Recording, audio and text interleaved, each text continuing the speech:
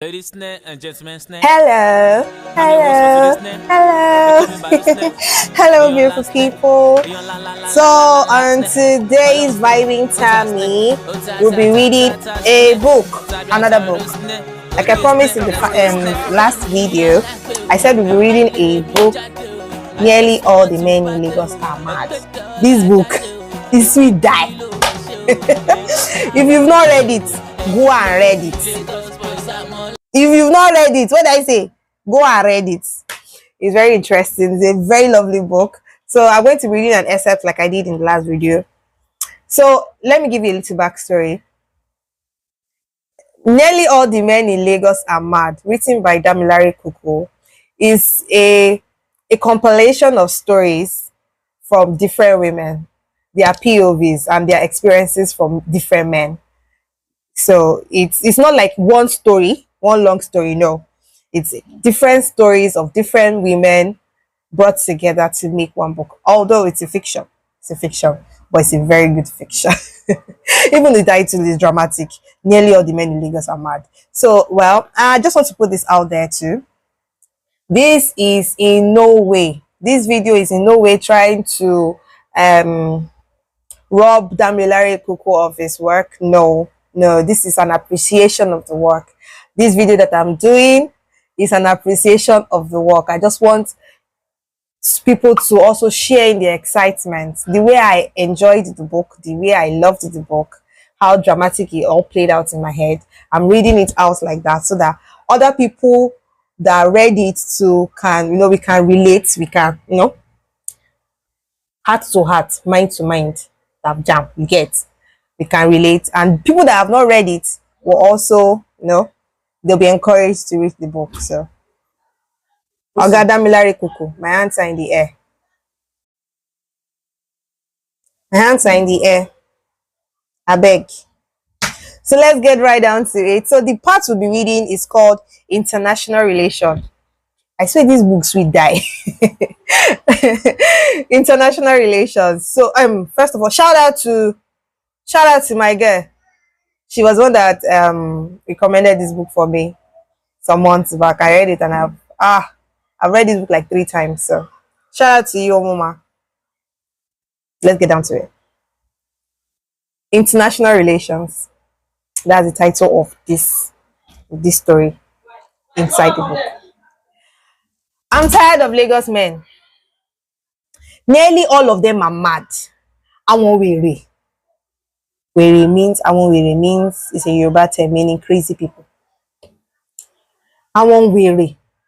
The standard Lagos man package comes with lying, cheating, and occasional scamming, alongside stylish kaftans, splashes of savage or hoods, and fake accents.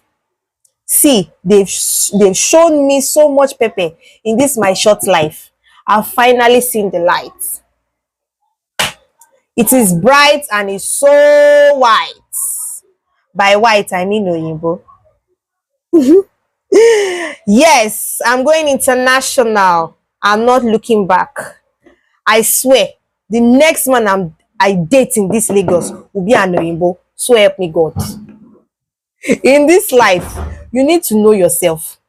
I have come to know myself. I have a sharp mouth. And I'm a really chilled woman. I don't like wahala. And Lagos men come with wahala in abundance, even in the little things. For example, I prefer to sleep by 10 p.m.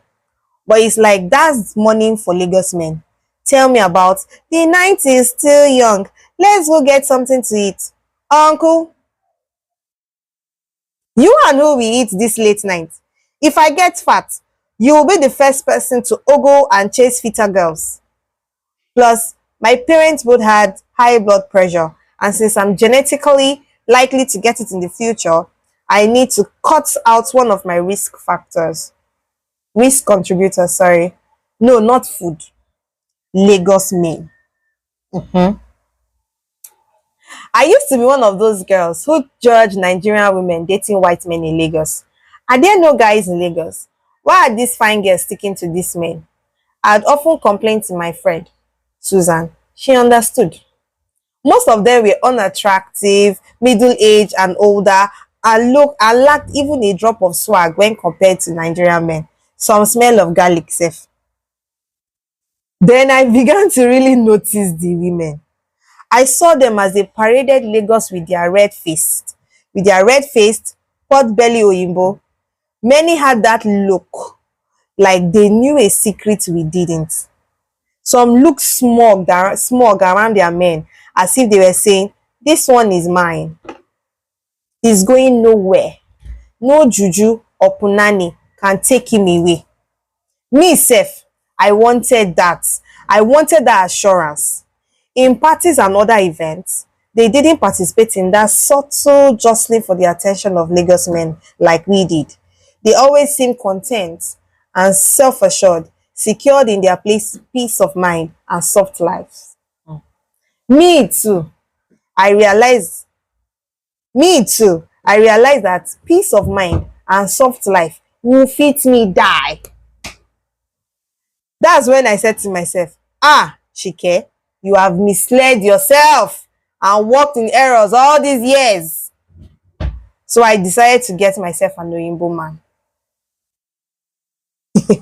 I have a list of preferences. First, he mustn't have a poverty mentality like one of my exes. Nonso, who insisted I always cook, even when I was exhausted, because it was one of those, because it was cheaper. It was a problem because he was one of those I want fresh soup everyday men. He called himself a foodie, but he was really a glutton. He fired my chef and my gardener as part of a series of silly wife material tests. Me too, a mumu at that time. I was mute. I didn't tell him I was skeptical about marriage. As the only child of deceased parents, there was no one to pressure me into marrying, and I prefer to keep it that way. My relationship with Nonso had me cooking, doing his laundry by hand, and cleaning on weekends, all taxed. I'd rather outsource. Then he made me take Uber or public transportation when we went out because he didn't have a car. And weirdly, he refused to enter mine. He didn't even want me to Uber to his house because he didn't want people assuming that men were dropping me off at his. Imagine. Okay, so I'd either take a painted taxi or stop the Uber several houses away from his and walk down. I regained my senses and broke up with him the day he suggested we fly an Okada over Third Mainland Bridge due to traffic. Let me explain that part. Okada is like a motorbike or a motorcycle, like you know, a motorcycle, yes. So it's commonly called Okada in Lagos. You use it when you are in a hurry, you want to get to somewhere fast, but it's not allowed on express road, or it's not allowed. And Third Mainland Bridge is the one of the biggest bridges in Nigeria. It connects Lagos mainland and Lagos Island. It connects the island to the mainland. It's a very long and wide and very, very busy express. That is what Nonso is suggesting, that she should fly bike. He reached to break up over. Let's continue. I regained my senses and broke up with him the day he suggested we fly an Okada over Third Mainland Bridge due to traffic. Maybe it was also because we were on our way to see his mother, and I'd realized I couldn't take that huge step with such a miserly man. Which brings me to my second preference. He should have his own money. I'm no longer lending money to any man or funding a man's lifestyle in this Lagos. As my late mother, my Yagba, would say, I'm better off using that money to play kalo kalo. Kalo kalo means it's like kalo kalo bet. It's a betting. It means betting. Let's continue. I would also prefer my Oyinbo to be ugly, or at least plain looking. I want him to be grateful for dating me. I am not really sure why I want this. Maybe it's my vanity or the trauma of the infidelities of fine Lagos men who think they are doing women favors by sleeping with them. All the handsome Lagos men I dated ended in tears. The last one was Andrew, who introduced himself as Dre. and it looked like he was created by all the filter and model gods of Instagram. I'll stare at his chiseled body and wonder at his piercing eyes. I want to confess sins I hadn't committed. He was 25, 4 years younger. He was so beautiful. He made me break my rule of not dating someone I was older than. However, I quickly realized we were at different places mentally. All he wanted to do was smoke weed, take pictures of his social media, and go wild at the clubs. Also, I couldn't keep up with his youthful energy. I prefer gentle love making. Andrew fucked like we were bitter enemies fighting to the death. And maybe that was partly why I refused to call him Dre. The first time, he even refused to use the bed. We did it against the wall, against the bedroom door, and on the cold tiles of my bedroom floor. I got a rug 2 days later. One time, he lifted my legs and crossed them mid-air. I stopped him immediately. Andrew, only witches cross their legs like this. Free me, please. He'd sent pictures of different sexual positions he wanted us to try. I kept thinking, no, we mustn't try everything in the catalog. I don't want to strain my joints to climax. And no, I can't twerk on your dick. I've got weak knees. Sex should be jeje, easy. Miss me with all that freaky and over adventurous stuff. Even a core traditionalist like Nonso, who acted like the custodian of culture for Izumuna, wanted to roleplay as a little girl in bed. Ah! I told him it was an abomination in my place and kept it moving. So my fourth preference is that Maoimbo should be conventional in bed. Let's continue. I started my search in Ilupeju. According to Susan, the best places to look for white men in Lagos were Ilupeju, Ikeja GRA, Lekki, and Ikoyi.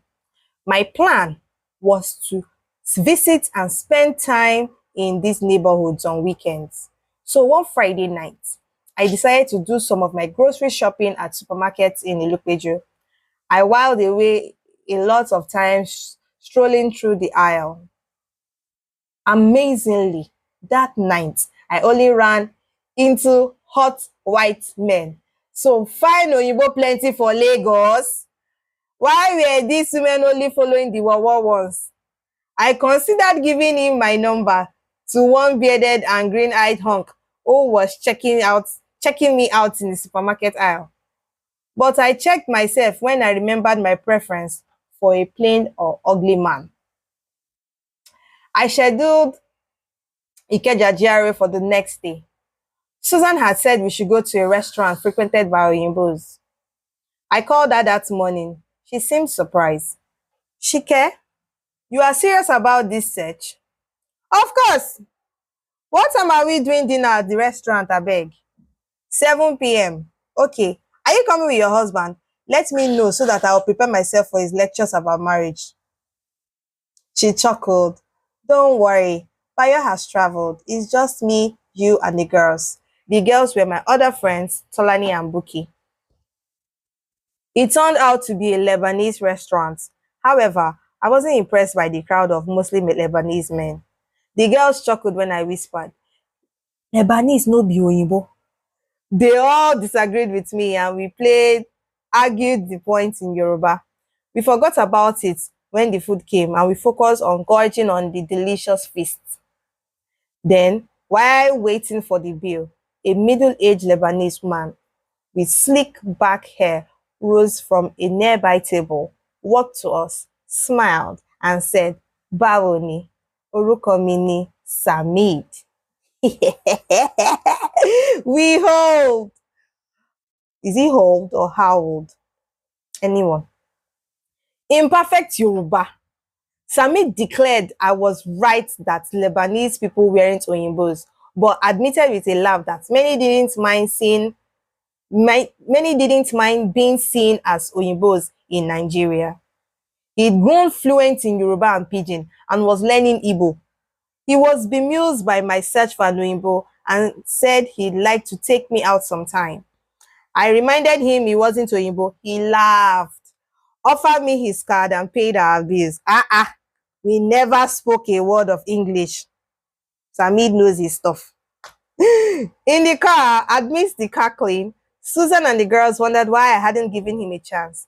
I was amazed. Whoa, did you hear his Yoruba? He speaks better than me, Seth. How will I keep a secret from him? See, that man will be worse than any Lagos man. And that was how I added a new preference to my list. My Oyinbo should be Western. No Lebanese or Indian or Chinese or anyone more Nigerian than me. Bam. Oh, week 5. One day, the universe threw me a curveball in the shape of the Russian. I'd met him when I was an advisor in consumer and industrial markets for one of the big 4 audit firms, and he headed a multinational waste and plastic recycling company. I had written a market intelligence report for his company through my firm, and 6 months later, it helped his company secure a lucrative contract with the government. To celebrate, he insisted on taking everyone involved to dinner but by then, I had left the firm for a better paying rival. He had gotten my number from my former colleagues and called me to join them at a restaurant in VI. But I was home in Bagada and didn't fancy driving back to the island. That was how I got his number. And because I only knew his surname, Mr. Sherdev or Zedhev, I don't know how to pronounce that, I saved it as the Russian. After I'd settled in at my new firm, I wanted the Russian's company to hire us to provide audit and financial services. So I called him and scheduled a meeting for the pitch. I went alone because I didn't want to share my bonus. I didn't want to share any bonus my firm would give me for securing a new high net worth client. On the day, I got to his office at Ikoyi early. I presented myself to his secretary, a bony and thin-lipped woman with a bitter smile. Good afternoon, ma. Shike Macaulay. Shike Macaulay. To see Mr. Shadev. I have an appointment. Ah, I remember you. She sized me up for a moment, then whispered, Still Miss Macaulay? Is that a problem? She half sneered. Don't worry, God will do it for you. As I considered telling her that God should first focus on fixing her stupidity, the Russian opened the door for his office, poked his head out, and beamed. Shike, Shike, come. He was grizzled, had stubble and grey eyes, which crinkled when he smiled. And he smiled a lot. His handshake was firm, and he held my hand for a moment and accused me in his halting English. You helped me get big contracts, but you disappear before I thank you. Why? Without missing a beat, I said, I know how you can thank me. Give my firm some work. He chuckled. It's not just about thanking me. It's in your company's best interest to use my new firm. Allow me to show you why. Sit, he pointed to a chair. We sat on opposite sides of his desk, and he listened as I delivered my carefully rehearsed spiel. When I was done, he flicked through my firm's glossy brochure. Then he drummed his finger on the desk and furrowed his brow. Let me think this, okay? Yes, sir. I said this in Russian. He looked bemused. Why? You speak Russian? I said the truth. I learned some Russian phrases from YouTube, hoping to impress you and seal this deal. His hearty laughter threw his head back and made his shoulder dance. He wiped tears from his eyes, leaned forward and whispered, I'm Ukrainian. Watch out for part 2. Bye.